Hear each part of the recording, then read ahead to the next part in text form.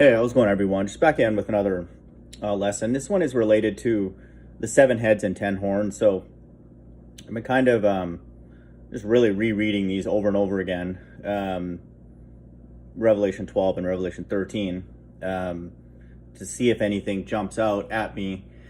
And so, it's cryptic, without a doubt, because it's extremely open, just the way it's described, this dragon in Revelation 12. It starts out, Revelation 12, verse 3, and there appeared another wonder in heaven, and behold, a great red dragon having 7 heads and 10 horns, and 7 crowns upon his heads. And so, I would not be surprised, and a Flat Earth Boxer is probably the best channel that I've seen for this, and how those are very likely, actual images that are being seen.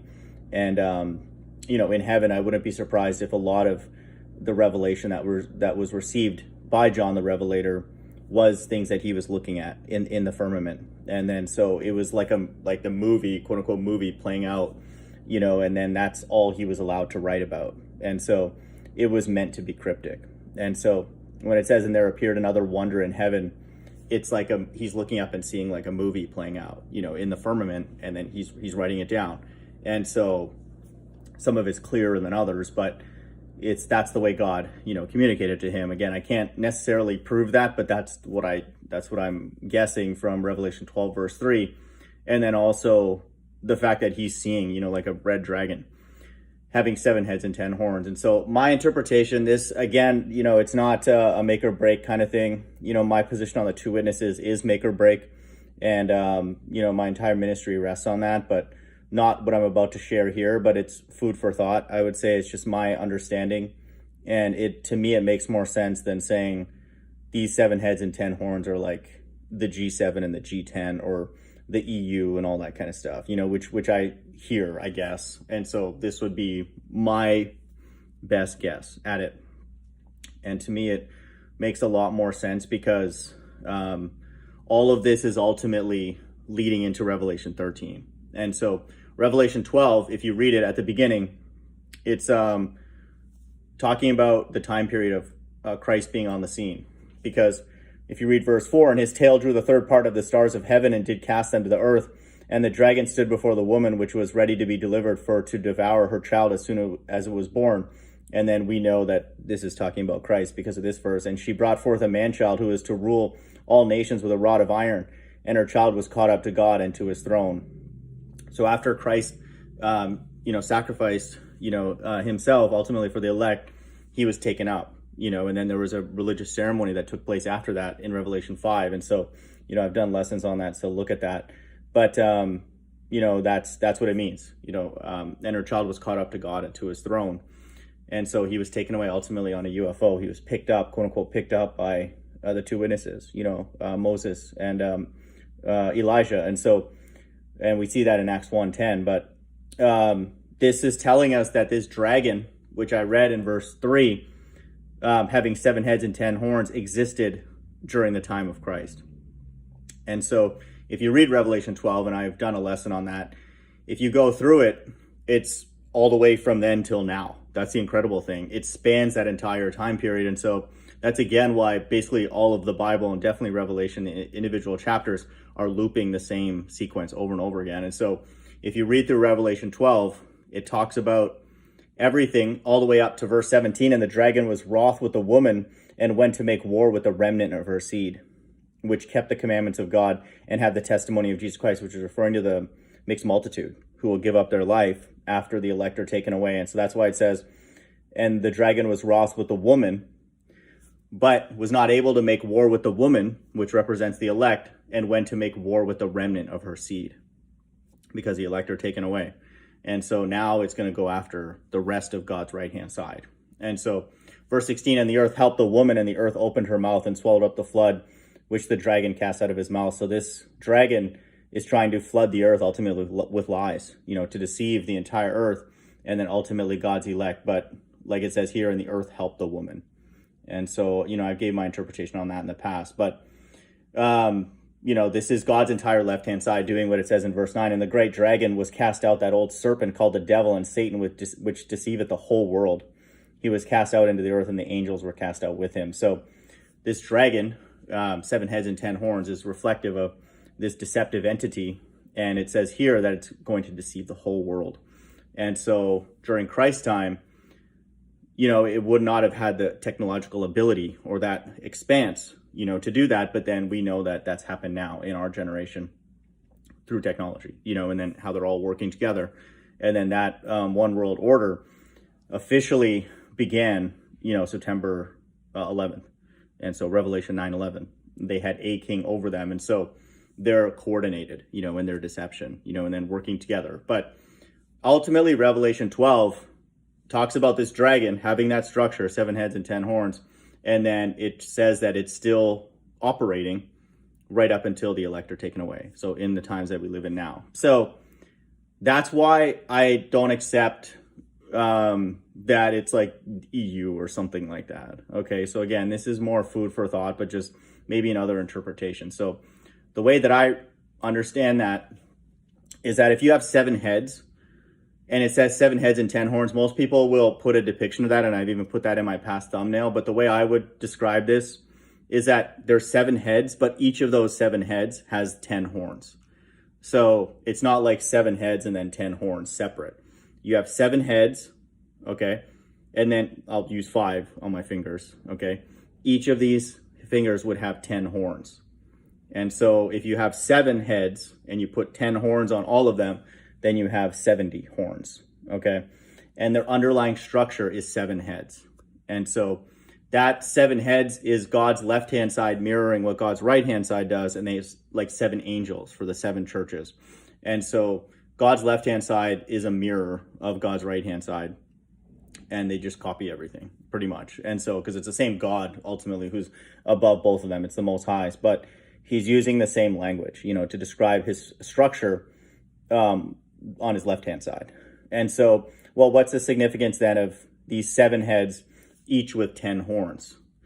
That's the total number of nations. Okay, and so if you just did some digging, the table of nations is a list found in Genesis 10 that includes a list of the founders of 70 nations descended from Noah's 3 sons, Shem, Ham, and Japheth. The list includes 26 descendants of Shem, 30 descendants of Ham, and 14 descendants of Japheth. So 26 plus 30 plus 14 is 70.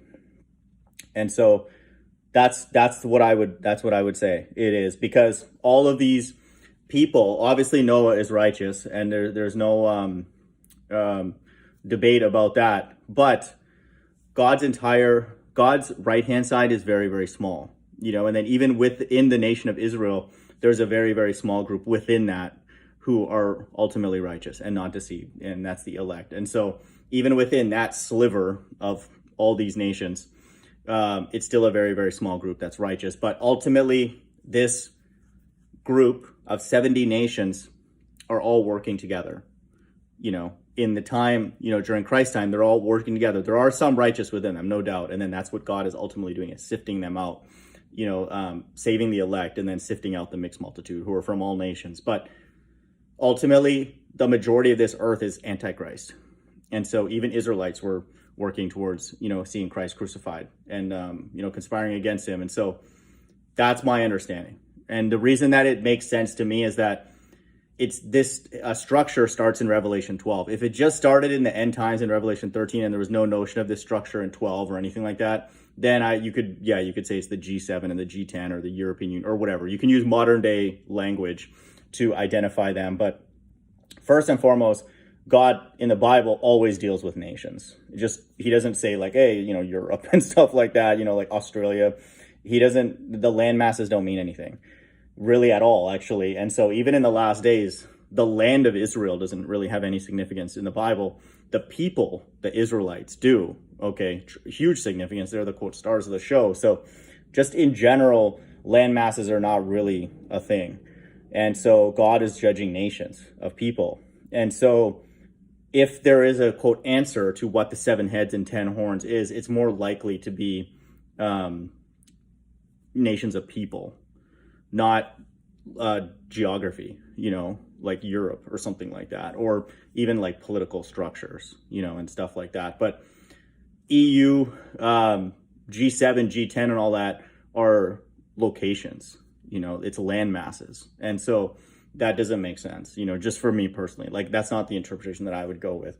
So the fact that it starts in Revelation 12, and then this is the structure that's there to receive Christ, and ultimately to devour her child as soon as it was born, like it says in verse 4, then, and that's in 12:4, you know, if you add that together, 16. So, you know, this is God's entire left-hand side ultimately conspiring to kill Christ. And so that's the same structure that in the last days, when he returns with his elect and the saints, they're going to fight against him. And so it's God's entire left-hand side. Within all those nations, there is a righteous group. Okay, of course, the Israelites. And then, so I'm not saying all of it, you know, is evil, but God is sifting those out, okay, from that 70. But ultimately, that entire group of nations are evil. And they're all working together. And we see that on earth right now. It's like pretty much everybody's lying. And that's completely obvious. It doesn't matter where you are on earth, they're all in on it. You know, it doesn't matter even what they look like. It's just every country and all their leaderships and majority of people just go along with it, except for a small sliver. Okay. And so that's amazing, you know, just to witness that. So that's what I would be inclined to say that it is. And so if you read verse 3, having 7 heads and 10 horns, I would depict that as each of the 7 heads, all of them having 10 horns. And so then you have 7 times 10 is 70. And so that represents the 70 nations, you know, that are the foundation of the Bible after the flood. Okay, so we're starting from quote unquote scratch. And so, and it says here, and 7 crowns upon his heads. Okay, and so this is symbolic language for the fact that if you were to have 7 heads and then you were to put 10 horns on them, you know, around, that would look like a crown. Okay. So imagine, again, I'll just use one. Here's 1 head. Okay. And then if you put 10 horns around it, okay, that would look like a crown on the head. And so imagine the 7 heads with the 10 horns, each of them would be a crown. Okay. And so that's what it means. That's what I believe it means in Revelation 12. And then now we have to understand, well, what's going on here? Revelation 13. So again, 12 is leading up to this time. Okay. 12, the end of 12 actually flows into Revelation 13, because again, it says the elect are taken away. Okay. And then the sequence is here and a bit later, but I kind of interpolated, but ultimately it's the same structure that's happening and there and exists to quote, receive Christ and to ultimately work to crucify him. And then now it's sort of fast forwarding until the last days, you know, in the time of the mark of the beast, which, you know, I think everybody knows my position on that. But Revelation 13:1, and I stood upon the sand of the sea and saw a beast rise up out of the sea, having 7 heads and 10 horns. So it's rising up again. Okay. It essentially went dormant for a while and then it's rising up again. And when did it rise up again? Revelation 9:11. They had a king over them, the king of the bottomless pit. And so let me get that verse. And so that's the official, ceremony for God's left-hand side rising up as a one world government again. Revelation 9:11, and they had a king over them, which is the angel of the bottomless pit, whose name in the Hebrew tongue is Abaddon, but in the Greek tongue hath his name Apollyon. And so that is this rising up, okay, of this same structure that exists in Revelation 12 when Christ was on the scene, but is rising up again in the last days, the times that we live in now. But it's described a little differently. Let's read this. And I stood upon the sand of the sea and saw a beast rise up out of the sea, having 7 heads and 10 horns, and upon his horns 10 crowns. And upon his heads the name of blasphemy. And so now they're all together, working together, and they're all evil, okay? All the 7 heads, which are the foundational pillars, okay, the quote angels of the churches of the God's left-hand side, they all have the name of blasphemy. They're all blaspheming God. Okay, and upon his horns 10 crowns. So all of those 10 horns that were on all those 7 heads, they all have crowns, so they all have power. Okay, and so all these 70 nations now have power, and they're working together as one unit. Okay, and that officially began on September 11th. So according to Revelation 9:11, and then this verse here, because they're all working together. Okay, they're trying to get everybody on earth essentially to go along with their narrative, you know, and then take the mark or worship the image of the beast. So that's my understanding. That's the way I would quote unquote break that down. And then, that's the foundation point. There's to me, going into the other things, it's open to interpretation. Verse 2, and the bear and the beast which I saw was like unto a leopard, and his feet were as the feet of a bear. To me, that's language that's consistent with the way Daniel describes those historical power structures. And so they're all present in that structure. And so it just shows that they're just God's recycling the same soul. So all those empires in the past, the Medes and the Babylonian Empire and all that, they're all part of that structure. Okay. And so it's using language to remind us that they're all rising up again. Okay. All those power structures that were contiguous, one after the other, they're all together now. And then they're working together to implement the mark of the beast. And so, and the beast, in verse 2, and the beast which I saw was like unto a leopard, and his feet were as the feet of a bear, and his mouth as the mouth of a lion, and the dragon gave him power and his seat and great authority. And I saw one of his heads as it were wounded to death, and his deadly wound was healed, and all the world wondered after the beast. And so that shows that these heads have existed in the past, and then they've died, and then now they've come back, and so that supports reincarnation on God's left-hand side. All eyes will see him, even those who pierced him. Okay. And so Revelation 13:3 supports reincarnation, and then shows us that this beast, this beast that's rising up is the same one in Revelation 12. Okay. And so verse 4, and they worship the dragon, which gave power unto the beast, and they worship the beast, saying, who is like unto the beast? Who is able to make war with him? You can't. It's the entire earth. They're all on the same team. And so I want people to also understand that Revelation 13, God is making it sound ridiculous, talking about a beast and a dragon and all that kind of stuff. People read this and like, what the hell is that? Okay, it's like we don't see any dragons anywhere, but we do. Okay, people who are in the know, we see, especially if you're a flat earther, you get it for free. And even the financial manipulation proves it, that everybody's working together and they're all lying. Okay, and they're all trying to manipulate everybody to go along with what. So it's plain for us to see that, but that's what I see, here in Revelation 12 and Revelation 13. So that would be my interpretation of the 7 heads and 10 horns. I think it's keep an open mind. To me, there's no way that it's talking about the G7 and the G10 or the European Union or something like that. That doesn't make sense, because this power structure is all working together, and then God puts it in their heart to go and destroy a landmass, which is America. Okay, when God decides to do that, but it's people that's doing it. Okay, it's not Germany or like Europe or something like that. Like, it's the nations. It's all the people that are going to God's going to tell them, okay, burn America, and they're not even going to prepare for it, because it's their judgment. Okay, and so there's no defense or anything like that. Like, they're all aligned with fulfilling Bible prophecy, all of them, all those 70 nations. And so, that's pretty clear, that's happening. So, it makes the interpretation fairly sound, I would say. But, that's, what is talking about in verse 11, and I beheld another beast coming out of the earth, and he had 2 horns like a lamb and spake as a dragon. To me, those I wouldn't, I don't have a position on that. So if somebody had something that was compelling, I would consider it, but I would be a little bit more sticky about the 7 heads and 10 horns, like I said, because it shows up in Revelation 12. So I wouldn't look for modern language to describe that. And I certainly wouldn't look for, like I said, geographies. I would look for nations. So, again, don't take that to the bank necessarily, or, anything like that. It's just my opinion. And, I'll leave it at that as my opinion. If somebody were to teach something else, I wouldn't, but they teach what the mark of the beast is, correct, which is, a very, very important, ultimately, what Revelation 13 is getting at.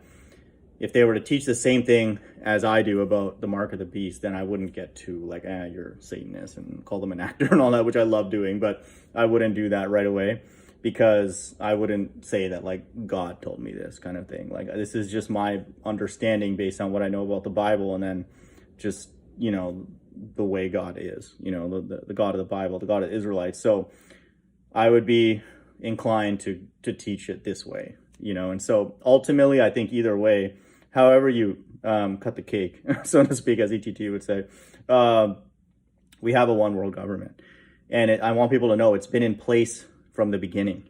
Okay, It hasn't just come on the scene recently. It's made official, and what their objective is in this modern time to prepare when Christ returns to fight. But it's always been there, okay? Because God was behind it, okay? In Revelation 12, Revelation 13, even in Genesis, okay? Right from the jump. So nothing's new under the sun, literally. So don't think like that, okay? People are waiting for the one world government to come. Are you kidding me? I think even people like Russian Vids and Call for an Uprising talk like that. That's absolutely ridiculous. It just shows how little they know about the Bible, because this one world government has been conspiring to kill God's right-hand side from the get-go, okay? And certainly in Revelation 12. So there's nothing new. So, that's what I would say. That's my interpretation of the 7 heads and 12 horns. 7 heads and 10 horns, that it's reflective of all the nations. And then they're all ultimately conspiring to implement the mark of the beast and lure as many people in. And then they're all working ultimately to fight against God when he returns with the elect. Hope everyone's doing well. Bye.